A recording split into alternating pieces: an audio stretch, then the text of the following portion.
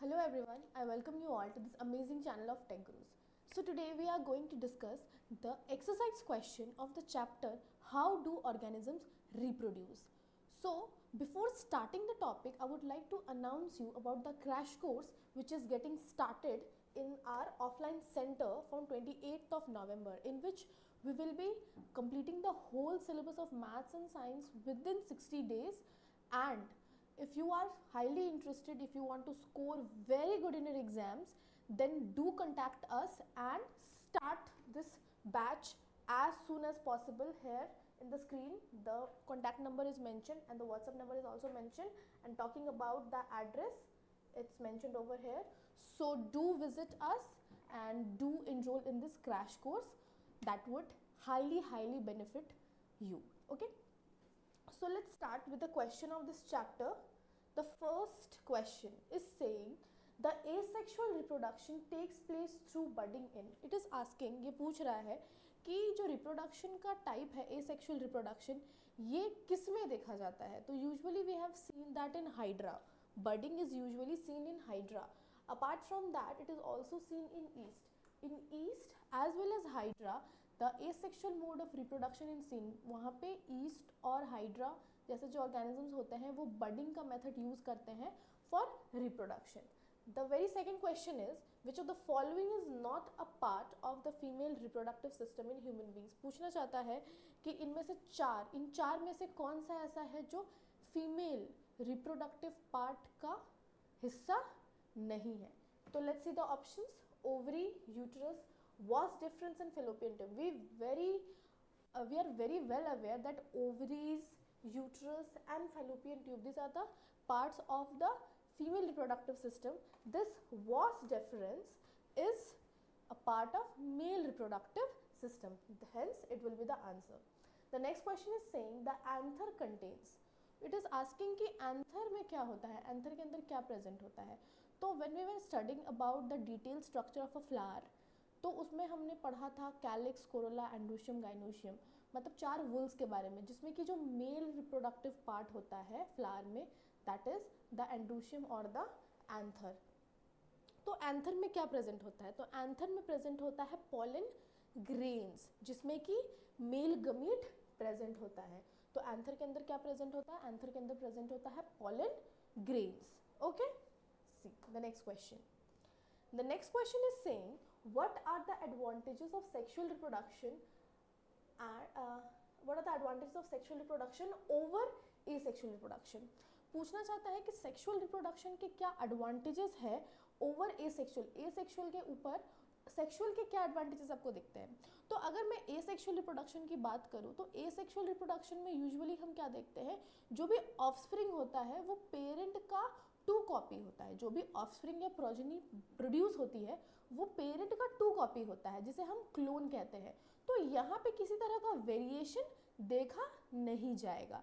But वहीं अगर मैं सेक्सुअल रिप्रोडक्शन की बात करूँगी, तो सेक्सुअल रिप्रोडक्शन में 2 पेरेंट्स इन्वॉल्व है, एक मेल और एक फीमेल, दोनों से ही जेनेटिक मटेरियल यानी कि जीन्स आ रहे हैं, उन दोनों का कॉम्बिनेशन एक नया जीन सीक्वेंस बन रहा है एंड देन वो उस प्रोजेनी में एक्सप्रेस हो रहा है. तो इससे क्या होगा, इससे आपको वेरिएशन नज़र आएगा and variation is very necessary for the survival. हमारे जो इन्वायरमेंट के डिफरेंट चेंजिंग कंडीशंस है उसके अकॉर्डिंग हमारा चेंज होना, ह्यूमन स्पीशीज़ का या किसी भी स्पीशीज़ के बॉडी में चेंज आना is very necessary. Hence because variation is very important for the survival. तो sexual reproduction has a advantage over asexual reproduction. तो हम पढ़ लेते हैं कि क्या लिखा हुआ है. In asexual reproduction the offspring is almost identical to the parent because they have same gene as their parent.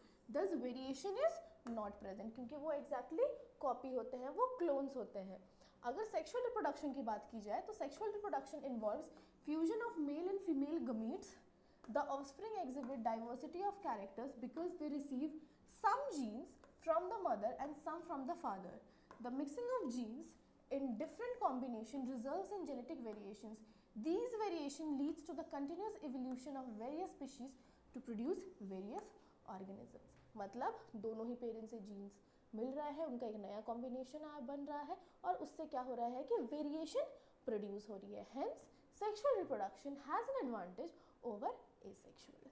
Now let's see the very next question. The very next question is saying what are the functions performed by testis in human beings. जो male reproductive structure होते हैं उसमें एक part present होता है. There is a structure called as testis which is present inside the scrotum या scrotal bag.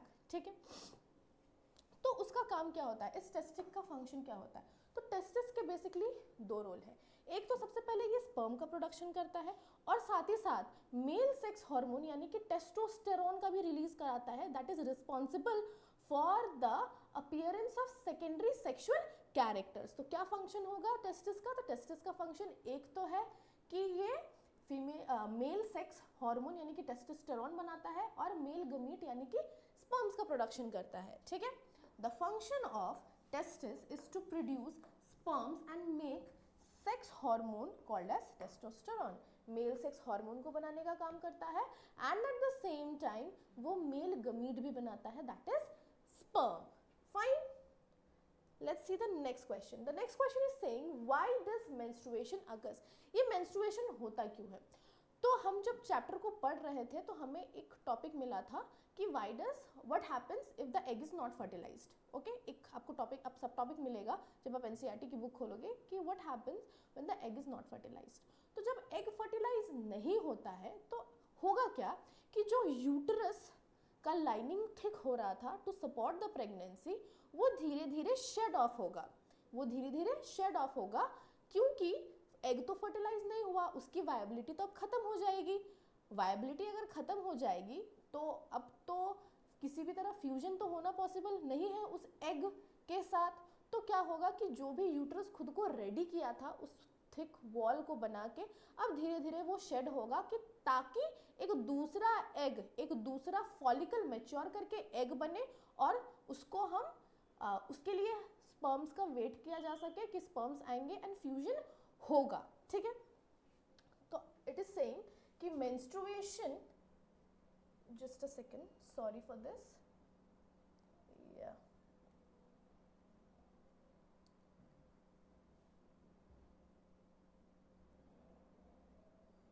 very sorry for this, yeah.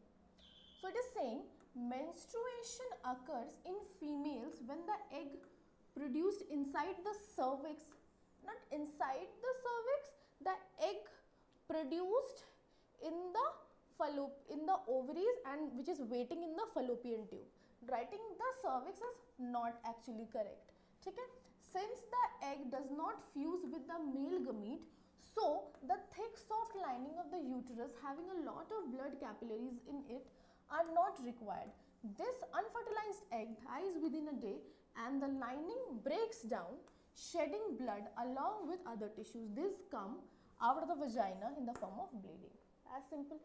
ये जो यूट्रस का लाइनिंग था जो हर महीने थिक और वैस्कुलर होते जा रहा था वो अगर नहीं फर्टिलाइजेशन हो रहा है, एग का जो वेट कर रहा है फेलोपियन ट्यूब में टू गेट फर्टिलाइज, तो क्या होगा कि ये जो यूट्रस का पूरा वॉल है वो शेड ऑफ हो जाएगा in the form of blood and mucus and it will occur through the vaginal tract. Fine, very easy question. Let's see the next question. The next question is saying draw a labeled diagram of the longitudinal section of flower. So diagram बहुत simple है but इसके chances बहुत ज़्यादा होते हैं कि ये exam में पूछा जाए. तो मेजरली आपको क्या ध्यान देना है कि एक फ्लावर के स्ट्रक्चर के अंदर सबसे पहले तो आपको 4 वुल्स, मिनिमम 4 वुल्स तो आपको शो करने ही होंगे. Calyx, corolla, androecium, gynoecium. ठीक है, कैलिक्स, कोरोला, एंड्रोशियम, गाइन्यूशियम यानी कि सेपल, पेटल, एंथर और पिस्टल, ये चीज़ें आपको दिखानी ही होंगी. तो आप एक वेल लेबल डायग्राम बना सकते हैं बिकॉज आपको तो एक्चुअली इट्स लाइक कि आपको ये चीज़ प्रैक्टिस करके रखना पड़ेगा बिकॉज आपके एग्जाम में ये बहुत नेसेसरी होगा कि पूछा जा सकता है.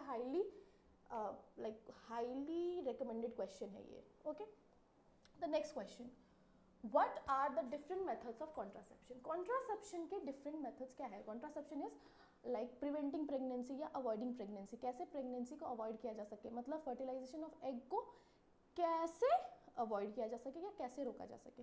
तो इसके यूजुअली बहुत सारे मेथड्स हैं। एक हम लोग फिजिकल मेथड यूज़ करते हैं, एक हम केमिकल मेथड यूज़ करते हैं, फिर हम सर्जिकल मेथड यूज़ करते हैं। तो हम लोग एक एक करके ये मेथड देखते हैं। ऐसे भी जब हम रिप्रोडक्टिव हेल्थ पढ़ रहे थे, हमारा जो सबसे एंडेस्ट लास्टेस्ट टॉपिक था द रिप्रोडक्टिव हेल्थ, उसमें हमने ये चीज़ इन डिटेल डिस्कस किया है, बट यहाँ पे हम फिर से दोबारा इसको देख लेते हैं। Contraception is the method of avoiding pregnancy.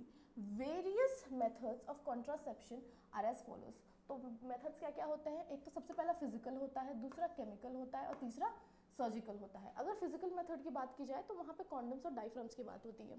तो use of condoms and diaphragms, cervical caps can be used. These prevents the entry of sperm into the female genital tract by acting as a barrier between them. एक barrier create करता है ताकि जो भी male gamete होते हैं वो female tract तक ना पहुंच सके, वो फीमेल ट्रैक्ट के अंदर ना जा सके। Then if I am talking about the chemical method, तो केमिकल मेथड में यूज होती है ओरल पिल्स की, जो कि सिंथेटिक हार्मोन से बनती हैं।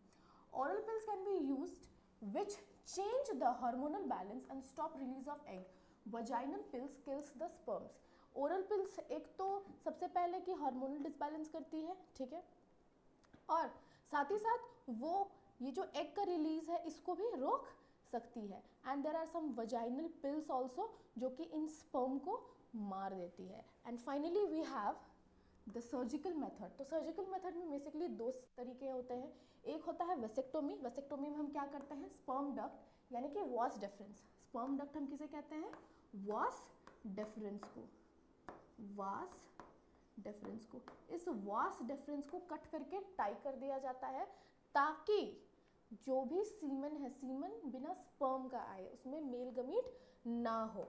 And tubectomy, removal of the small portion of the fallopian tube in females. तो फीमेल्स में क्या किया जाता है कि फेलोपियन ट्यूब को कट करके टाई कर दिया जाता है ताकि फीमेल गमीट और मेल गमीट एक दूसरे के कांटेक्ट में ना आ सके। तो ये सारे मेथड्स है ऑफ contraception.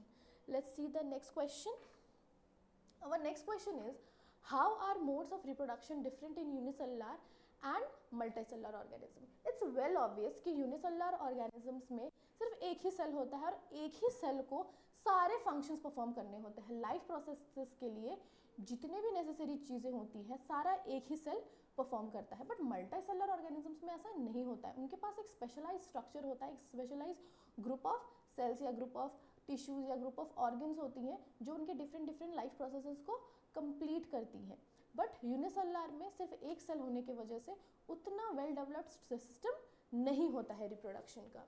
तो इन unicellular organisms have only one cell. There is no separate tissue for reproduction, so they cannot reproduce by the process. So they can reproduce by the process of fusion and budding. तो ये asexual mode को use करते हैं, जैसे कि fission, budding, regeneration, ये सारी चीज़ों को ये यूज़ करते हैं, ठीक है। अगर मैं मल्टीसेलुलर ऑर्गेनिजम्स की बात करूँ तो multicellular organism contains various cells and have separate system of reproduction, so they can reproduce both by asexual and sexual methods. इनके पास दोनों ही तरह से रिप्रोड्यूस करने की टेंडेंसी होती है, ठीक है। Our next question, how does reproduction help in providing stability to the population of species? Reproduction कैसे stability provide करता है to the population of species? मतलब अल्टीमेटली ये बोलना चाहता है कि डेथ रेट और बर्थ रेट का रेशियो बैलेंस में होना चाहिए अगर आप पॉपुलेशन को मेंटेन करना चाहते हैं, पॉपुलेशन को कंट्रोल में रखना चाहते हैं। Stability is provided by equalising the birth and the death ratio, thus the rate of birth should be approximately equal to the rate of death. तो हेंस हमें रेट ऑफ डेथ और rate of birth में एक balance create करके रखना होगा to ensure the stability of a population. Population को stable रखने के लिए बर्थ रेट का रेशियो और डेथ रेट का रेशियो को इक्वलाइज करके रखना होगा। Our very next and the last question is, what could be the reason for adopting contraceptive methods? क्या रीज़न होता है इन कॉन्ट्रासेप्टिव मेथड्स को यूज़ करने का? कोई भी इंसान ये कॉन्ट्रासेप्टिव मेथड क्यों यूज़ करे? तो इसके बहुत सारे रीजंस हो सकते हैं। एक तो सबसे पहली बात पॉपुलेशन सबसे इंपॉर्टेंट चीज़ हो जाती है, क्योंकि वी नो दैट इंडिया के population is increasing drastically, that shouldn't happen, ठीक है। फिर दो बच्चों के बीच में एक अच्छा गैप भी क्रिएट करके रखता है कॉन्ट्रासेप्टिव मेथड्स के थ्रू, कि एक बच्चे और दूसरे बच्चे में एक अप्रोप्रिएट गैप प्रेजेंट हो, ताकि उन्हें प्रॉपर पेरेंटल केयर उन दोनों ही बच्चों को मिल सके। तो let's see what are the different reasons. The reasons for adopting contraceptive methods could be, first of all, to protection from sexually transmitted disease such as HIV, AIDS, gonorrhea, syphilis, warts, etc. तो ये जो भी STDs होती हैं, इनसे जो भी protection provide कर सकता है कॉन्ट्रासेप्टिव मेथड, वो सिर्फ फिजिकल बैरियर यानी कि कॉन्डम्स होते हैं। कॉन्डम्स कैन प्रिवेंट या protect the person from sexually transmitted diseases, ठीक है। Restricting the number of children, hence to ensure population का ड्रास्टिक ग्रोथ ना हो। Sufficient gap between successive births, fourth enjoying a good reproductive health, and finally controlling population, the most important thing, okay।